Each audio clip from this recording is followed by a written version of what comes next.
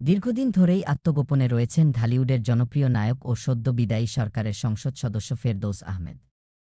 রাজনৈতিক পরিস্থিতির পরিবর্তনের পর অন্যান্য অনেক সাবেক এমপির মতো তিনিও আড়ালে চলে গেছেন।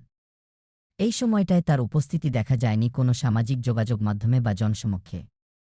তবে আত্মগোপনে থেকেও বন্ধুত্বে ছেদ পড়েনি ফেরদৌসের। কলকাতার প্রিয় সহশিল্পী ঋতুপর্ণা সেনগুপ্তকে সম্প্রতি একটি কবিতা লিখে পাঠিয়েছেন এই অভিনেতা। সেই কবিতা শেয়ার করেই জন্মদিনে ফেরদৌসকে শুভেচ্ছা জানিয়েছেন ঋতুপর্ণা। সম্প্রতি ছিল ফেরদৌসের জন্মদিন। দিনটি উপলক্ষে বাংলাদেশের শিল্পীমহলে কোনো বিশেষ সাড়া না থাকলেও ঋতুপর্ণা সামাজিক মাধ্যমে ফেরদৌসের লেখা কবিতার স্ক্রিনশট শেয়ার করে লেখেন, আমার প্রিয় বন্ধু এবং পরিবারের সদস্য ফেরদৌসকে জন্মদিনের শুভেচ্ছা।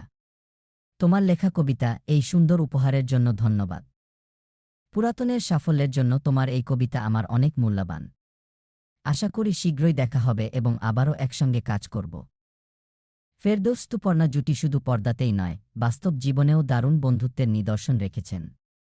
বাংলাদেশের শাবনূর, মৌসুমী, পপি কিংবা পূর্ণিমার সঙ্গে যেমন পর্দায় সফল জুটি গড়েছেন ফেরদৌস, তেমনি পশ্চিমবঙ্গের পর্দায় ঋতুপর্ণার সঙ্গে তার রসায়ন ছিল অনন্য। সাম্প্রতিক রাজনৈতিক পরিস্থিতিতে ফেরদৌসকে অনেকেই হয়তো ভুলে গেলেও ঋতুপর্ণা প্রমাণ করলেন, বন্ধুত্বে ভিনদেশ বলে কিছুই নেই।